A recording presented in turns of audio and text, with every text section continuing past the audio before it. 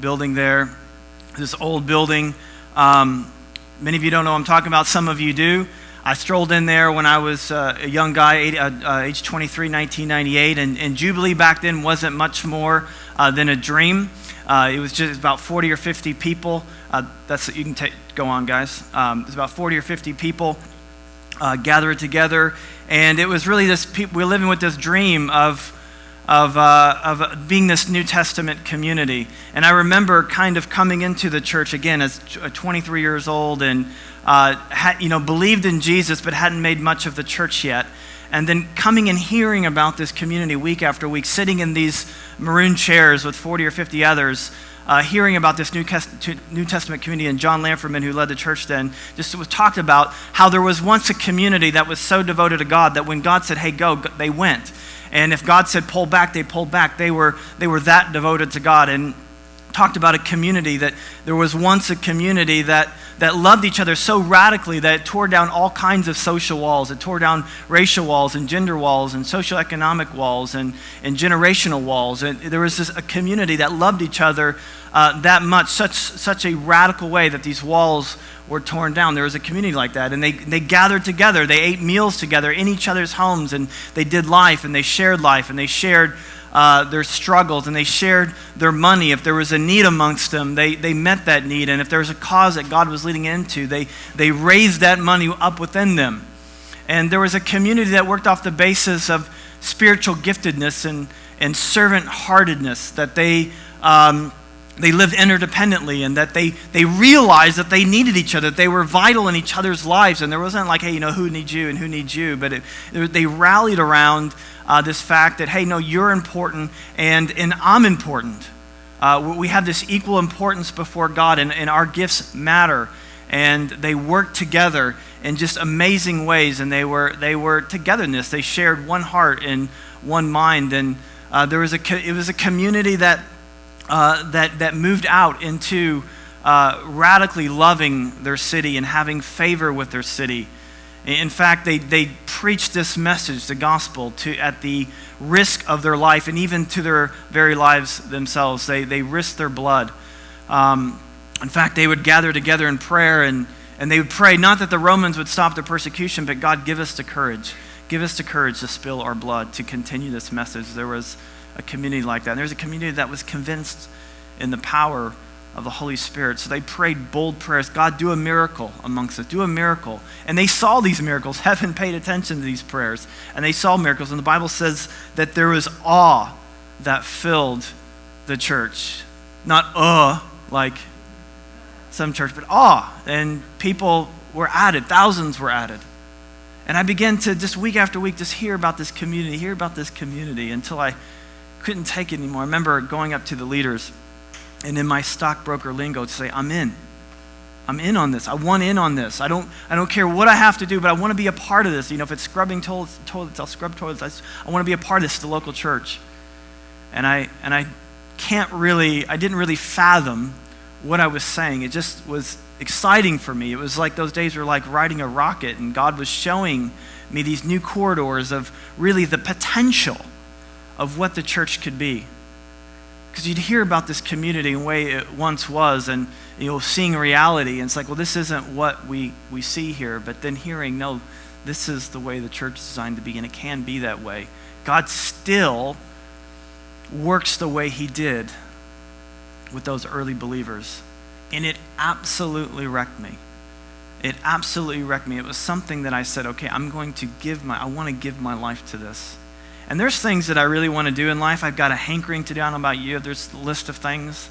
I'm a golfer. I want to golf the Robert Trent Jones Trail down south. I'd love to do that. I'd love to see the Grand Canyon. I'd love to see Niagara Falls. I would love to own a boat. Just really like to have a boat. I'd love to build a house one day from scratch. Not that great at it. I don't know, but it just seems exciting to me. It just seems like, I'd love to. These are things that I have a hankering to do. But one of the things I've realized, and being a part of a church and leading a church, is that to participate in the kind of community that we see in the Bible, it goes well beyond something that you would like to see happen. like I would like to go see the Grand Canyon. I'd like to do this one day. This isn't something that you have a hankering to do. This is something that you get wrecked for. I felt in times like the prophet Jeremiah, who just said, like, my bones are on fire. There's something inside of me that has to go for this. Or I'm going to be consumed inside. And so I did it, because people ask me all the time, say, how did you make the decision to jump from being a stockbroker to a pastor? As if it was a decision. I think when God gets a hold of your heart and just wrecks you for his purpose, there's no decision. It was like, especially in seeing the potential of what the church could be, it was like, do you want Spam or do you want a filet? It's like, is that really a decision? No, it's not, by the way. I hope not. Anyway,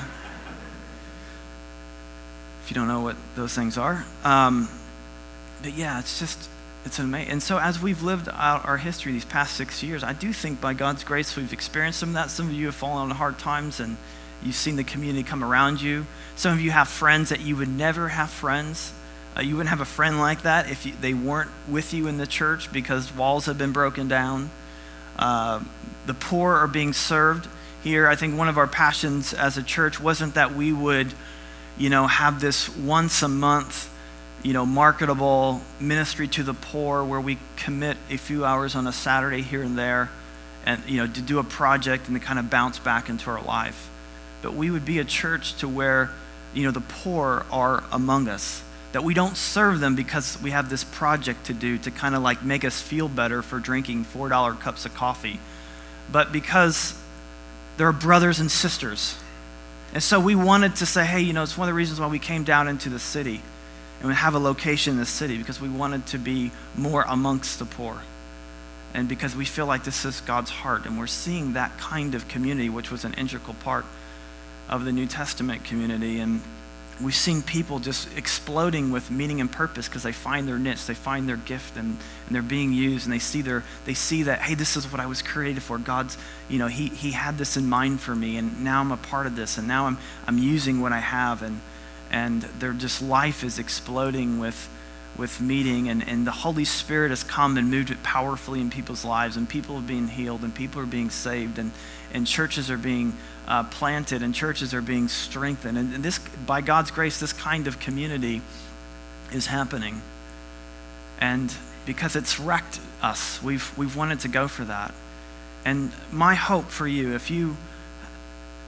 I hope for those who call Jubilee home, for those who want to call Jubilee home, I hope in some way that this dream of what we see in the Bible, the potential that the church has, I hope that in some way it wrecks you too.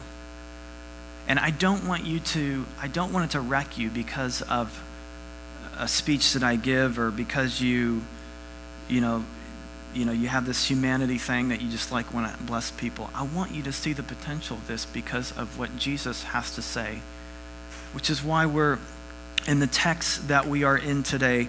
If you have it there, I just want to read it to you again.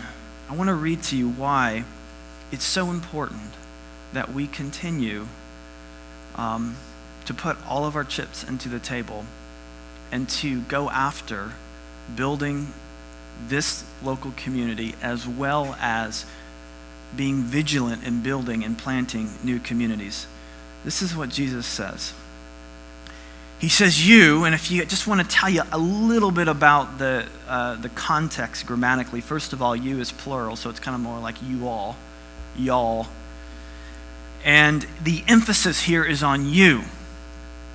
So Jesus is saying, you, do you get this? Do you get who you are? Do you get the fact, this is his inaugural address, he's coming onto the scene, he's wanting to ground people in the kind of community that is gathering, and he wants us to have not small thoughts, but big thoughts about what he's inviting them into.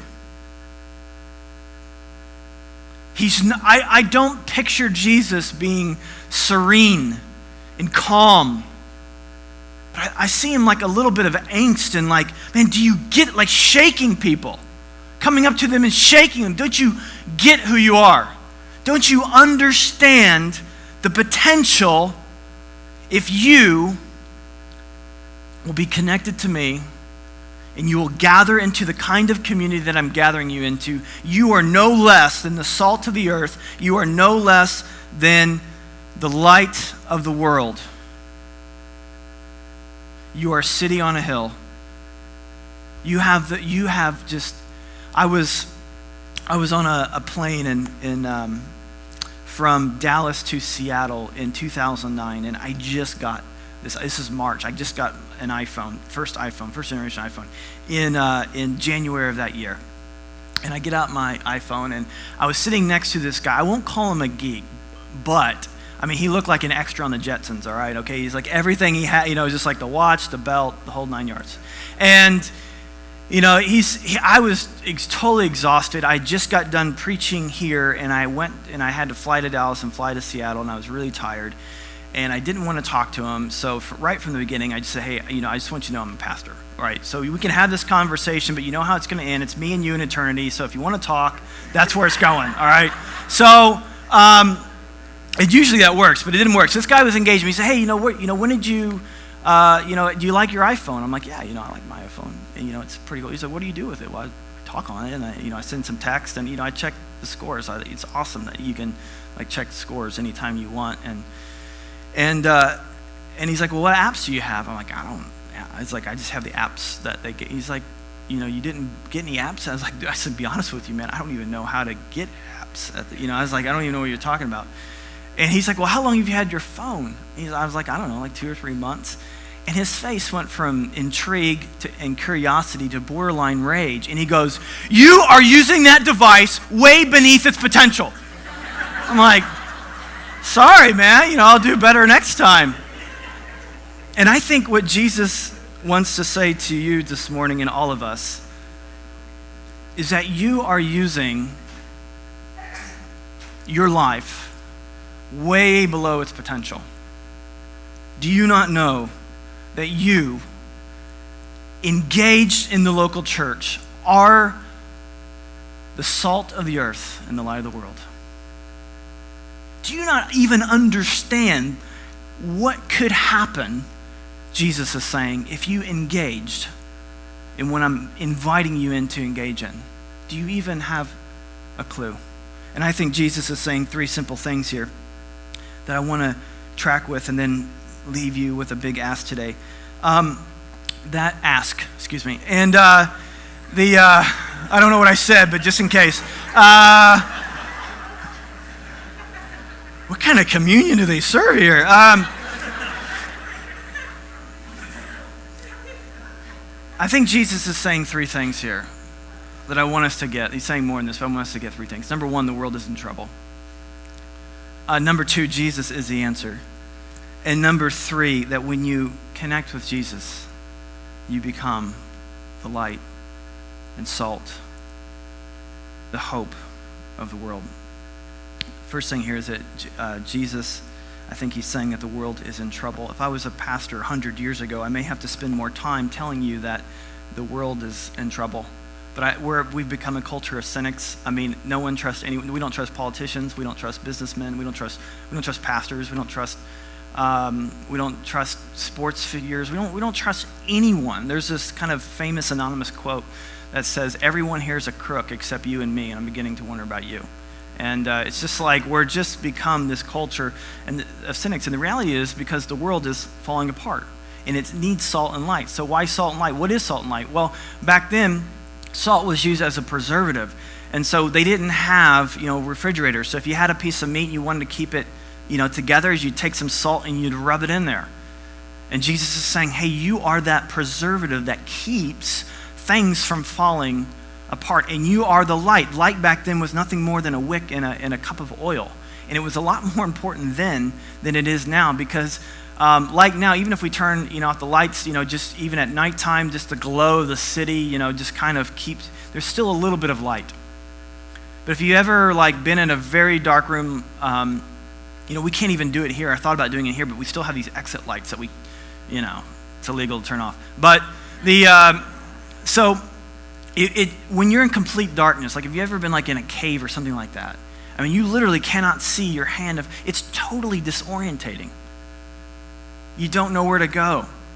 And what Jesus is saying, he's saying that the culture, that the world is becoming darker and darker and becoming more and more disoriented. In you, I want you to know this, that you are the light. You're the one that guides. And you are the salt. You're the one that keeps it from falling apart. And we all know the world is falling apart. I mean, we buy things knowing that they're falling apart. What kind of warranty does this have? Was it 1 year, 2 years, 5 years? Well, 10-year warranty. And it's going to last 10 years. I mean, some of us have jobs that depend on things falling apart. That's what we do. You know this? My son knows this. My son asked me the other day, he said, hey, how old's our house? I said, well, it was built in 1904. It's 100 and almost 110 years old. And he goes, whoa, our house should be dead by now. And I said, yeah, I guess it should be. But he gets that things fall apart. He's 6 years old and he understands that everything falls apart. You and I are falling apart. I'm going to turn 38 here in a week and a half. And I'm already like, if I get out of bed too quickly, I get pain. I got to guide myself. And the other day I just had this amazing shoulder pain. And people were like, were you lifting weights? Did you carry something heavy? I was like, I just went to get a cup of coffee out of the, just like, man, just my body, that's what happens. Our bodies are falling apart. Molecules are disintegrating, causing wrinkles and disintegration, and we're falling apart. Relationships tend to fall apart. Marriages fall apart. Our scientists tell us that our actual universe is falling apart. Everything's falling apart. And of course, one day we will literally fall apart. We came from dust, we'll end in dust. And it doesn't matter. There are a lot of amazing things out there, like education. I think money can accomplish some things, and great policies and laws and things like that. But let's say that we solved what we would say are the world's biggest problems. You throw them out. AIDS, poverty, cancer, racism. You just name whatever the issue is, and we solved it in the next 10 years. We still can't beat death. Actually, you see people walking around, just happy and everything, and I don't want to get all matrixy here, but it's like all a mirage. There are literally, every one of us has a chain around us connected to something called death. We are, without Jesus, we are slaves to death. You are a slave to whatever you have no control over. You have no control over death. There is death. Cling to you that any moment can call your name. And I don't know where you're at, but I don't know, does anybody else have a problem with that, or is it just me? It seems, and Jesus comes into this knowing that everything's falling apart, that everything's becoming more and more disorientated. And he wants us to know that when you gather together in what's called the local church, and you submit to me, and you take that who I am to the core of who you are the salt of the earth. You are the light of the world. Jesus does not undersell the church. This isn't my idea, what I'm trying to say here. This is what Jesus wants you to know. And it's wrecked me, and I hope it's wrecked you. So number one, the world's falling apart, and it needs this. Number two, Jesus is the answer. I just want to be really, really clear, because I think there's some nuance here that it's important to understand so we don't get confused here. Jesus is the light, right? We're called a lamp. And, a lamp can hold light, but we're not the sun, we're not the stars, our light's derived, we're not the source of anything. We reflect it, we hold it, we project it, it's worked through us, but he's the light. John 1, if you read the Gospels, we're in the first Gospel, Matthew, the fourth Gospel, John, he says in the very first chapter that Jesus is the light. It's recorded in John 8 he says about himself that I am the light of the world. He is the light. So let's just be clear here. He's the one that we're looking to. He's the one. And so what does that mean when he says that he's the light? Well, it means that he's the standard for what is good, for what is right, what is ultimate reality. So he says about himself in Luke that there's no one good but God. So the world isn't full of good people with some issues. Jesus says, no, there's no one good but God. I'm the only one who's good. I'm the standard. I'm the truth. I'm the reality. I know this is confusing, but toward the end of the Bible, there's epistles, these letters, 1st, 2nd, and 3rd John, which is different than the Gospel of John. And it says there that there's nothing wrong in him. There's no darkness in him. He's light through and through. That he is ultimate reality. You see, light shows us that there are chairs in here. Chairs don't show us that there's light. The light makes reality. It's how we see things. There is no light, we don't see things too well. If there is light, we see things well. And Jesus is saying, I am the light that makes everything real. And when you're born into me, you see things for how they are. And I'm calling you into ultimate reality. Now, some people push back. No, wait. Are you saying that Jesus is saying that he's the only way, and all the other religions? Yeah, that's what he's saying. And let me explain that. Because I know a lot of us get all up in arms about that, and we get, hey, how could Jesus say he's the only way? But here's what I would say. I don't even know that that really makes sense. Because if you think about, people who believe in relativism, which is all religions are equal. Because if you say that because it is exclusive to say that Jesus is the only way. That is an exclusive statement. But it's also exclusive to say that all religions are the same. Because you exclude Christianity, you exclude Islam, you exclude Judaism, you exclude other religions. So both are exclusive. And to say that you shouldn't convert anyone is actually an attempt to convert someone. If you claim that no one should claim that they have the truth, you're claiming what you say no one else should claim. You tracking with that? Because I cannot say that again, okay? So you can't argue for relativism without denying it. Because you're saying people shouldn't do what you're doing. You're saying no one has the truth, but yet you're saying that you have the truth. So it's just kind of like this nonsensical thing that we shouldn't really pay attention to. The real question is Jesus who he says he is? And if you want to be a part of something that's the most loving, and at the center of Christianity is a man dying for his enemies. Why did he do that? Because we needed him to. Because he took our death in our place. And I believe that Jesus is who he says he is. I believe what it says that Paul writes to the church in Colossae in Colossians 1:17. It says that Christ holds everything together. He is the salt. He is the light. And my third point is that when we connect with him, we get lit by him, we become the light and salt of the world. And it's through his local church that he demonstrates who he is. He demonstrates who he is. And this is very much a communal thing. This is another thing I really want us to understand. I want us to understand that you on your own aren't the light of the world. But it's when you gather together in community as God has designed it to be that you become a part of this amazing thing.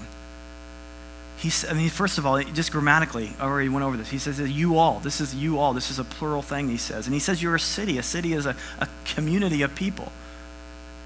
And then he says you're the salt. You're at the kitchen table. You say, hey, pass the salt, please. You're like, okay, how many would you like? Here's one salt for you there. One granule of salt doesn't do anything. Like a whole community of granules for it to be effective. He says, I'm calling you into something. I'm calling you in to be a new city, an alternate society, a city within a city. I'm not calling you to disengage. Don't hide it under a lamp. Oh no, don't do that. Don't hide it. Be engaged, be amongst, but be different. What good is saltiness if you lose its saltiness? It's no good but except to be trampled on people's feet. You become a punchline on late night TV. So, what's the matter if you say you believe in Jesus, you give mental assent to Jesus, but it actually doesn't affect? No, stay salty. So I've called you to be this alternate society. I've called you to be the city within a city, to make a difference, to shine bright, to show people hope, to show people light, to show people what life could be like, and to show people who I am, so that they can have the life that you have. Ephesians 3:10, amazing little verse, packs a punch on the church. Paul writes, inspired by the Holy Spirit, he says that through the church, God's manifold wisdom, God's multifaceted wisdom would be put on display. That a people coming together of different races and different ages and different, all differences, that would normally want to kill each other, now loving each other and giving away possessions and giving away their money in radical and generous ways, in loving the poor, in standing for righteousness. That there's not a community on the face of the world like that, and I'm the only one who can cause that to happen. And through the church, through a community of people coming together like that, I am going to show the principalities and powers and authorities and the rulers of the world who I am through the church. Now, if God thinks that way, but how could you blow it off? How could you blow the church off? How could you? This is what God thinks of what we're trying to do here. He says, you are the light of the world. You are the hope through this. You guys coming together, serving each other, loving each other. And what I want to do is I want to ask you, has this vision for the church wrecked you? Do you see the potential? Do you see why it's so important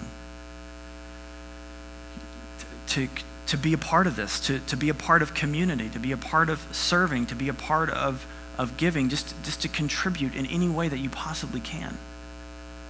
Because there's going to come a day when you're nearing the end of your days here on earth, if you can sense that you're going to look over your shoulder. Maybe you're doing it even today. Maybe you're going to look over your shoulder and I think there's going to be a lot of heartbroken Christians who are going to look over their shoulder and see that they've given their life to lesser dreams. Okay stuff, but just not the best. I think there are going to be a lot of heartbroken Christians. Because on that day, when God asks you, what did you do in your life? I hope it's not, well, I went to a great church. I hope that's not your answer. I hope it's not, well, I Googled it and I checked out 4 or 5 churches and we found this place that just met our needs and it was just right for us. It was just right for our kids. It was the right length of service, and I liked the preaching and I liked the worship and I liked all these things. I chose a great church. I hope that's not your answer. Because God has not called you to be so smart and clever as to choose a great church. He's called you to be a part of that church. He's called you to die to self. He's called you to die to yourself. He's called you to pick up your cross just like he did. To submit to him and to one another and to pour your life out for others.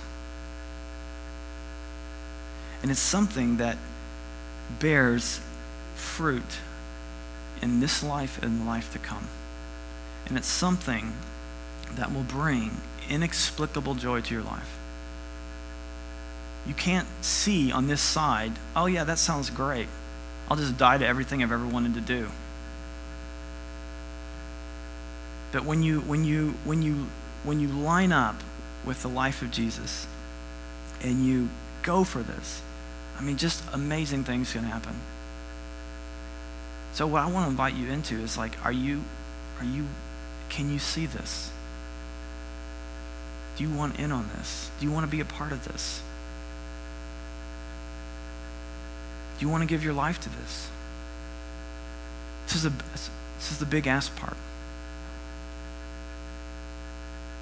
Because it's not something that you'll participate in if you have a hankering to do. It just doesn't work that way. It's going to challenge you too much. It's going to kill your selfishness too much. It's going to wear on your preferences too much. It's going to cause you to give up too much stuff. But it's going to be totally worth it. Why? Because you're participating in the only hope of the world. And I didn't say that. Jesus said that. Why don't you get out your communication card?